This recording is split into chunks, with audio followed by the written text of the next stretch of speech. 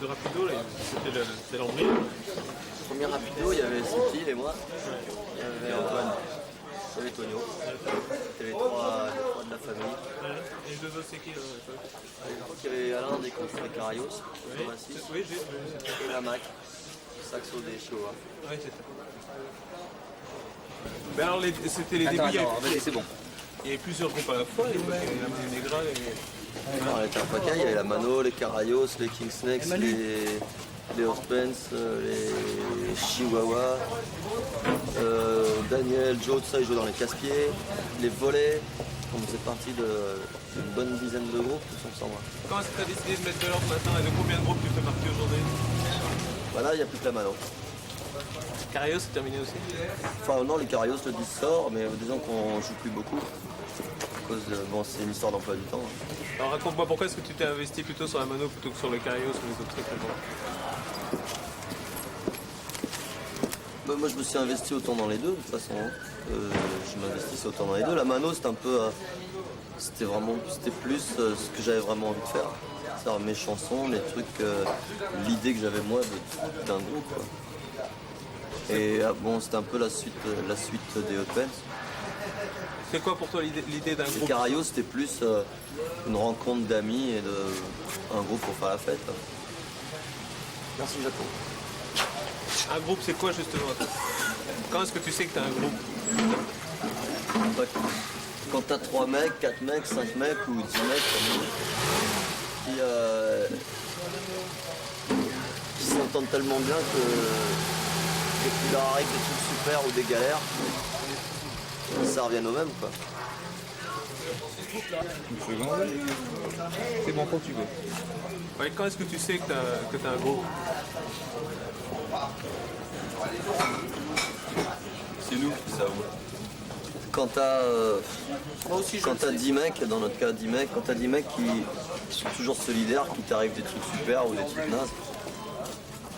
Et voilà, qui se démontent pas devant rien. Pour le meilleur et pour le rire.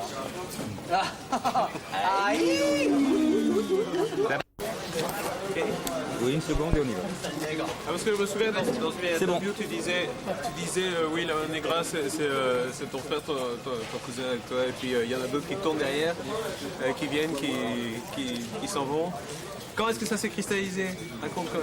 Petit à petit, il y en a qui viennent, qui s'en vont, puis il y en a qui viennent et qui s'en vont pas. Et ça a duré 1 an, 1 an et demi pour trouver tous les gens qui rentraient un peu dans cette famille. Pour rentrer dans la famille, qu'est-ce qu'il faut? Certificat d'études. Il faut être beau, balèze, intelligent.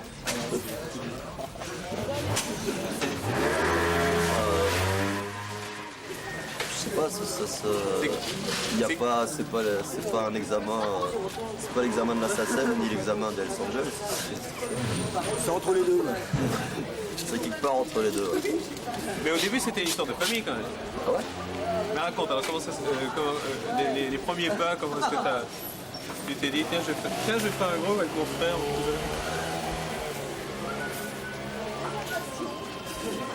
Bah t'es avec ton cousin, t'es avec ton frangin, tu sais pas quoi foutre, et tu te dis, bah, on va faire de la musique. On écoute Jet Vincent, compagnie, et puis on trouve ça super, on écoute Little Richard et on écoute Dr. Foo, des trucs comme ça. Et tu te dis, bah, j'ai envie de faire pareil. Et bon, tes meilleurs potes, c'est ton frangin, ton cousin, donc tu les fais avec eux. Et après, la mécanique de toute façon. Bon, Jojo, il a choisi la mécanique, ce point. Alors aujourd'hui, il y a 10 membres dans le groupe, et alors, ce qui est rigolo, c'est qu'en plus des musiciens, il y a l'ingénieur du son, il y a le Rodi. Alors explique-moi comment un groupe qui inclut dans sa famille l'autre côté de la scène, c'est bien. Bah, c'est aussi important que, je veux dire, quand tu as l'habitude de faire des tournées, tout le temps sur la route, tu te rends compte qu'un chauffeur, un road ou un technicien, c'est aussi important qu'un guitariste. Hein, Jaco? J'arrive plus. C'est pas lui qui va dire le contraire. On parlait de toi. Et donc voilà. Et bon, pour nous, c'est un peu tout le monde à la même enseigne. Ça veut dire que c'est une démocratie ou t'es quand même le chef? Ça c'est aux autres de répondre. C'est justement, les autres vont répondre. Ok. Bon, les mecs, des faites pas les élections. cons, hein. Attends. Bah, je sais pas, je crois que Manu nous obligera jamais à faire un truc dont on n'a pas envie déjà. Attends, alors, non mais attends. Un jour j'arriverai. Non mais comment ça Non, mais c'est fonctionne? un peu une démocratie structurée, quoi. Ouais, mais comment ça fonctionne? C'est lui, Bah, c'est lui le chacun- chef ou c'est... Chacun a son point fort.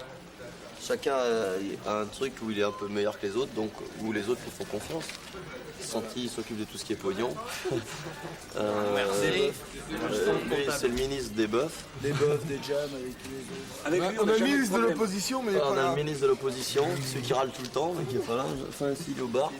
Il a eu le portefeuille. On a Thomas qui s'occupe de tout ce qui est dessin, tout ce qui est design. Moi, je m'occupe de tout ce qui est musique, c'est-à-dire, je suis un peu l'arrangeur du groupe. On lui fait confiance. Et voilà, chacun a un peu son rayon. Non, il y en avait 3 au début, il y en a eu 5 rapidement, il y en a 10 maintenant, est-ce qu'il y en aura 152 000 dans 3 ans? Bah, c'est sûr, des fois, on rencontre des gens, on aimerait bien les rentrer dans la famille, mais avec 9 places dans le camion. Il y en a déjà un qui suit en train à chaque fois, c'est chiant. Alors ce qui se passe, c'est que d'abord vous tournez beaucoup et c'est sur scène que ça se passe. Alors l'amour de la scène et du public, c'est venu déjà à l'époque des Hot Pants, raconte. Ouais. Raconte un petit peu. Il n'y a rien à raconter, on a toujours été un groupe qui a pensé, qui a estimé parce que c'est un métier, ce métier de musicien, tu l'apprends sur des planches, pas en faisant des clips, en faisant des télés ou en faisant de la promo. C'est un truc qui s'apprend sur scène. Et ça a toujours été notre politique, ça a toujours été ce qu'on a préféré. Bon, maintenant qu'on est connu et que ça marche mieux pour nous, plutôt que d'arrêter de faire la scène et se dire bon maintenant c'est bon, au contraire, nous on en profite pour faire encore plus de scènes. Et passer et faire de plus en plus de concerts. Quand est-ce que vous savez que le concert est bon ou qu'il est raté? Est-ce qu'il y a parfois des concerts ratés dans Mano Negra? C'est à la fin du concert. Bah, pour nous bien sûr ça arrive. Genre, jusqu'à maintenant sur la tournée tous les concerts se sont super bien passés, mais toi dans ta tête tu sais toujours qu'il y en a un mieux ou moins bien que l'autre. Entre nous on le sait quoi. Il y a des jours où t'es moins en forme, plus en forme. Mais je crois que pour les gens en ce moment ça se passe plutôt très bien partout. Même si nous quand on en parle après on se dit ah t'as été naze ce soir. Bon c'était. Le morceau était foireux, l'autre il. Mais dans l'ensemble, ça fait longtemps qu'on n'a pas raté un concert, je pense. C'est parce que ça se passe très très bien maintenant. Hein, On les a ratés? Non, pas forcément. Pas forcément. Quand on va en Hollande, quand on va au Pérou, quand on va à des endroits comme ça, on est inconnu. Je veux dire, c'est pas. Bon, c'est sûr en France, c'est plus facile maintenant. Mais il y a plein d'autres pays où tout est à faire. Non, mais quand je dis que ça se passe très bien, c'est que pour vous, pour l'instant, le feeling est bien et que vous avez l'air heureux, quoi. Bah, je veux dire, quand ça se passera pas bien, ça n'existera plus là-bas. Mais quand on entre dans le groupe, c'est pas obligatoirement grâce à la compétence musicale, non? Raconte ça. Comment est-ce que les musiciens sont sélectionnés? Comment est-ce que Sinon, c'est pas là. Ah non. Il y a plein de personnes du groupe qui sont rentrées et ne savaient pas jouer de l'instrument dont ils joué. Thomas, il était guitariste dans le Thomas était là. Il est rentré et clavier, moi j'étais batteur, je suis au percu. Le bassiste, il était guitariste. Le bassiste, il était guitariste, le ministre de l'opposition. Il était bassiste. Thomas, il guitariste. avait presque jamais fait de solo. Thomas, il avait Thomasine, jamais il fait de était son. bassiste. Maintenant, il fait de la console. C'est que des gens qui sont rentrés parce qu'ils faisaient partie d'une famille, pas parce qu'ils jouaient bien d'un instrument. Ils ont voulu les gamins. Voilà. Alors, l'aventure du Pérou, Ouais. et, comment, pourquoi et quand ça s'est passé? Je veux tout C'est savoir. passé. Ça va vite, hein. Ça s'est bien passé. C'était en juin, ouais, c'était pour mon anniversaire. Et ben, c'est les gens de l'Alliance française, tout ça, du ministère, qui ont appris que le 21 juin c'était mon anniversaire. Alors pour fêter ça, ils nous ont envoyés au Pérou faire des concerts là-bas. Voilà. Alors, oui, Bien vu, hein. pourquoi le Pérou? Pourquoi le Pérou? Parce que si un jour on te proposait d'aller dans un pays comme ça de tes rêves, Bah, pour faire ce que tu veux, tu n'irais pas dire non. Bah ton hobby quoi. Tu n'irais pas dire non. Bah nous on nous a proposé d'y aller pour faire de la musique. Ils avaient besoin d'un groupe là-bas. Et ils ont proposé plein de groupes français, ils ont estimé que les gens de là-bas qui organisaient le concert ont écouté plein de disques, ils ont estimé que le plus apte à aller là-bas et à être en bon rapport avec les gens, c'était la Mano Negra, parce qu'on chante en espagnol, parce qu'on... je sais pas pourquoi vraiment, mais... Et donc c'est nous qui avons été choisis. Nous on a dit banco, hein, pas de problème. Le disque n'était pas sorti là-bas, comment ça s'est passé avec le public? Mais les disques ne sortent pas là-bas. Enfin, bon, pour un disque vendu, il y a 10 000 cassettes pirates qui sont faites. Enfin, le marché du disque, il n'existe pas Vincent, là-bas. il n'y a pas beaucoup de tourne-disques déjà. Ouais. Il n'y a même pas beaucoup d'électricité. Alors tu vois... En fait, là-bas, avec 100 disques, t'es disque d'or. Ouais. Tes disques d'or en cassette pirate, très vite. Alors comment ça s'est passé avec le public? Super bien. Ça a été la surprise parce qu'on...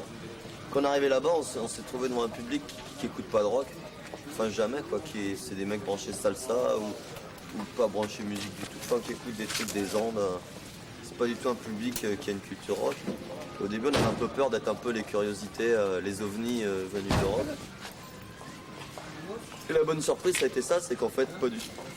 Les gens étaient là, au concert ça cartonnait, les concerts étaient hyper forts. On avait l'impression que tous les gens connaissaient les morceaux par cœur et il y avait un côté spontané qui était super.